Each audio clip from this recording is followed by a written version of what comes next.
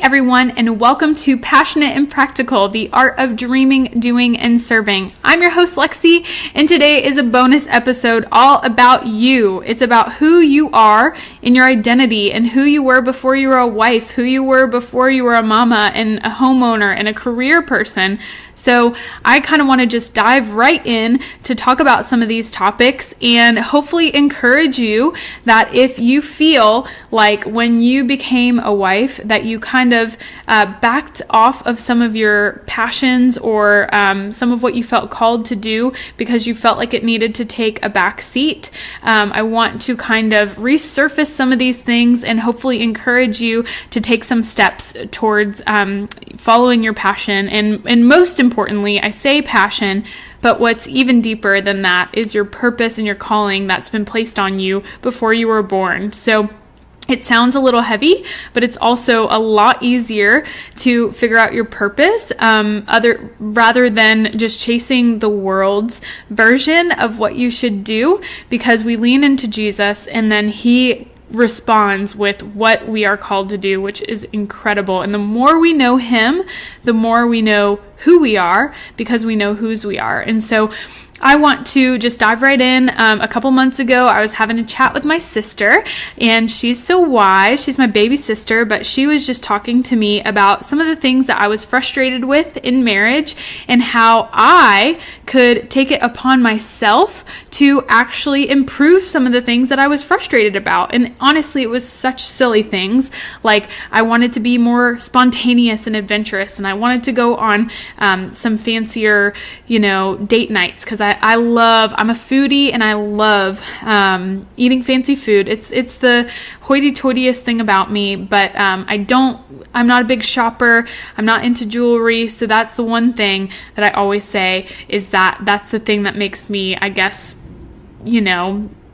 ritzy, but I'm not, I promise. And I hope y'all know that by now. But I was just saying, I just love good food. I love going out and I love adventure, and I feel like that's been lacking. And so she said, Lex, why don't you just go do that with your girlfriends, or go do that with yourself, or ask Blake, and I'm sure he'd be interested in doing that with you. And sure enough, that's all it took. And I think I was waiting for him to be the knight in shining armor that was like, I want to take you on this fancy date, honey. And I was like, that's really not happening. And I was just getting frustrated. And sure enough, all I had to do was mention it. And of course he was down, and it was awesome. And so all that being said, this is just an encouragement to you that if you feel like some of the parts of you have kind of taken a back burner, or you're like, where did that girl go?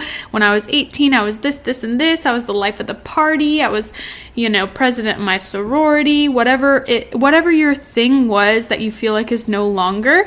I want to challenge you to bring that part back, but with the wisdom and with the experience that you now have. So it's kind of like the better version of the girl that you think is so cool. So do you feel like she's gone? That's the question. Do you feel like she's gone, or she disappeared? Because I know that she's still in there. And I believe that the things that used to light you up, maybe if it was concerts and music festivals, and you have a lot of little ones right now, maybe that's not realistic to be able to do this year. But I often say we can have it all, we just can't have it all at once. And so yes, when we're starting a family, there is something about our dreams and some of the things that we want to do taking a back seat, but we definitely cannot take it, like if we're talking about let's talk about a back burner, okay? So there's 4 burners on the oven or the stove,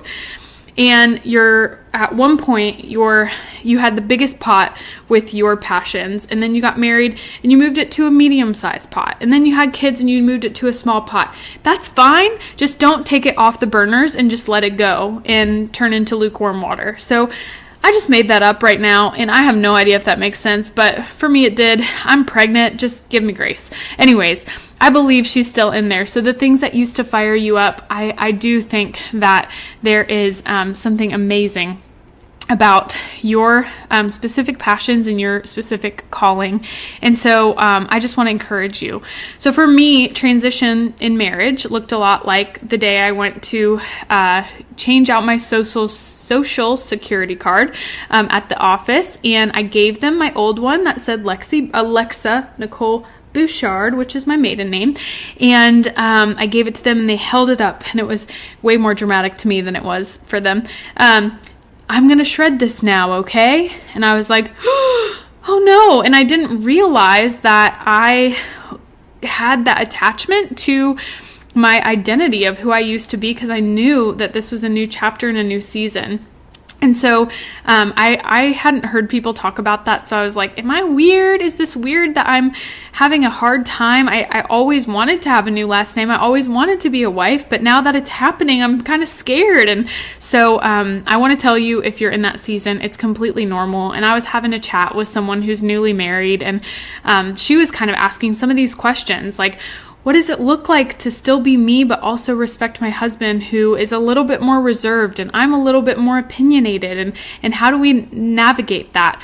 And I don't think that there's an easy answer, so I can't tell you that I have all the answers for you. But what I do think is that your husband married you because he fell in love with you. He didn't fall in love with the wife version of you.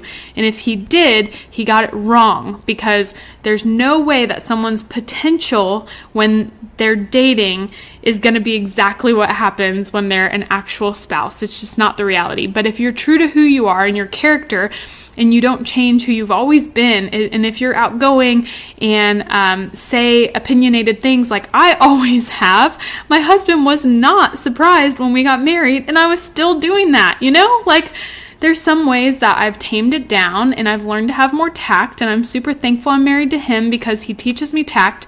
But ultimately, it is whatever I think that they fell in love with when you were dating is what they're still going to be in love with today, and just the matured version of that, obviously, and the wiser version of that.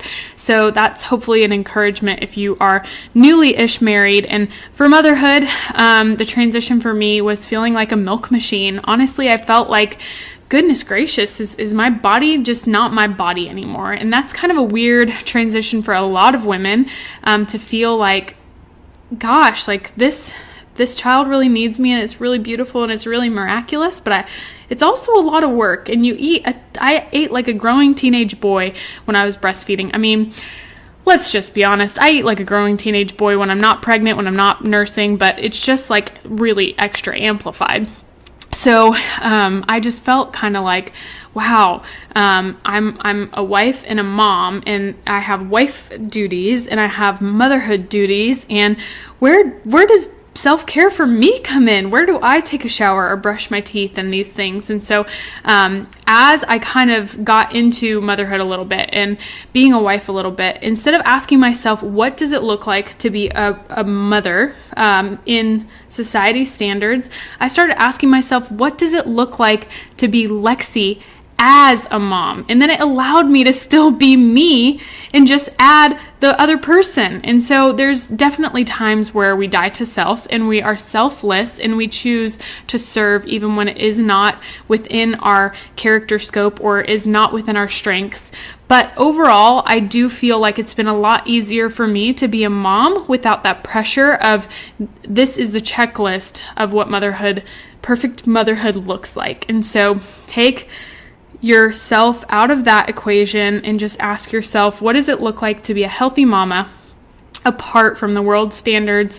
For me, one of those things was sleep training. That went out the window, and I'm a co-sleeper, and I'm a proud co-sleeper, and me and my husband love it. It works for us, and it's not for everybody, but for me, that was one of those things that's like, instead of saying, world, what do you say? Because the world says, get them on a schedule and this, and I'm just not a scheduled person, and honestly, that stressed me out to be a super scheduled person. So do what works for you and give yourself grace in the process of figuring it out. And maybe with the first kid, you do something, and then the second kid, you do something completely different. I'll let you know in a couple months. But I'm signing off to Instagram because it's almost at 10 minutes for the Instagram TV. So catch the full episode at YouTube or Spotify or iTunes podcast. So as we kind of move through this, let me be more efficient in my timing. So yes, those things, when you're a homeowner, you talk about, your big thing that is maybe a transition for you is like, do we pay to fix this thing, this leak in our toilet, or do we go on our Cabo vacation that we go to every year? And those are just some things that it's tough, but you have to make those decisions and you got to figure it out. But ultimately, it's just about kind of figuring out what's your new norm and being okay that there is a new norm and that you can't, like I said, you can do all things, just not all at once. So maybe it's instead of every year, it's every 18 months, or you just flex as needed. But don't let that part of you that was a part of who you are, like if you do the same vacation every year, I think it would be really hard to distance yourself from that. So, and maybe it went from Cabo to the Florida Keys or something a little bit cheaper than that. So it's just all about being flexible and still remaining to be who you are while also flexing to the things that happen in life. So it's kind of a delicate balance, but, the next thing is what fires you up. What is that thing that maybe not now because you're, in the thick of it. What's the thing that fires you up? What's the thing that keeps you up at night and you can't stop thinking about? Those are the things that oftentimes point us to our calling and what God has for us. And what do people say you're good at? For me, hospitality is this natural gift that God has given me that I don't really have to work hard at. Of course, it takes work, but it doesn't feel like work to me because I love it so much. I love hosting people in my home. I love having people over for dinner.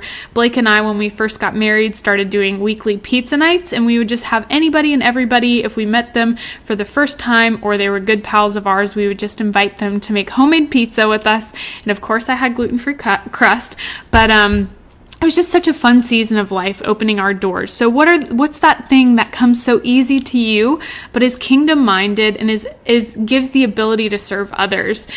And so, and then lastly, yes, like what comes easy to you. And as I always talk about, what makes you unique? What are your gifts, your skills, your talents? But even a deeper layer than that is your experience, your trials, and your pain. So sometimes the very things that we've walked through, maybe you're a mama that had a miscarriage, and now you're able to minister to other women who have also had miscarriages. There's something so beautiful and so incredible about the words "me too." I think it's the the strongest and most powerful words in the Christian language and in relationships is just being able to say "me too," or if we haven't walked that walk, saying "I'm with you." But in this situation, as I'm talking about your story, what is that thing that you went through that you now are encouraged and spurred on to help others either overcome or walk through? And there is this awesome quote that says, don't ask what the world needs. Instead, ask what makes you come alive and do that, because the world needs more people who are alive. So in short, the world isn't looking for you to fulfill a purpose that the world has a need of, but the world does need more people who are alive. And so be joyful in what you do. Be a light. Be someone who is countercultural in the way that you handle things that come your way. That will speak volumes. And honestly, that will point people to Jesus.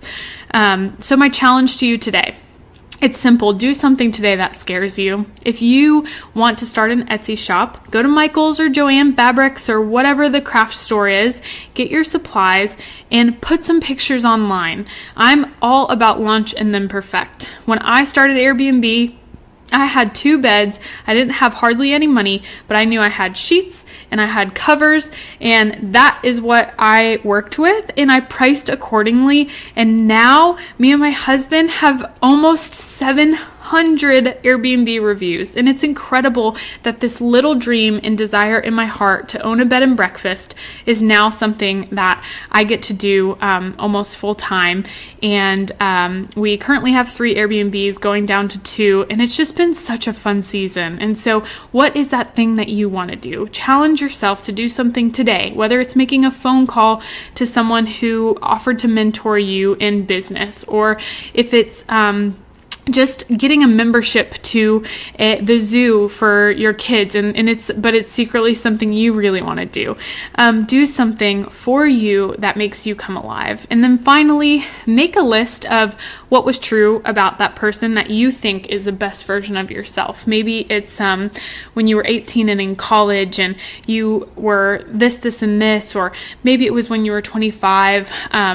Make a list of who that girl is and what she's all about, what brings her joy. And if it's something like taking a tub, taking a tub, is that like a British way of saying something? I feel like I just made that up. But be intentional about doing things that bring you joy, because when you are filled up, you can pour out into others. And that's a lot of what I talk about on this show, is that I want to pour into you so that you can pour into others. It's that simple. I think that there are a lot of motivational speakers out there, and they're all pumping you up with ways to improve yourself, whether it's leadership skills or how to start a business and all that stuff. And all of that stuff is in vain to me if it doesn't point back to Jesus. And so I want to end with that. And I just want to say how important it is that our lives are an example of Him, are an example of love and grace and honor and loyalty and all these things that make up God's character. He wants that for us too. And so I think that when we are living out our passion and our calling and our purpose, then that is what makes us come alive, and that is what attracts people to us, which then can be a great leeway or a segue or way to talk about the gospel. And so you are so loved, you are infinitely valuable, and you have some incredible things inside of you that I just want to fire you up. I want to be the person that pokes you until you're like, fine, Lexi, I'll do the thing. Yes, girl, I want you to do the thing. So go and be His hands and feet to this broken world. Get it, girl.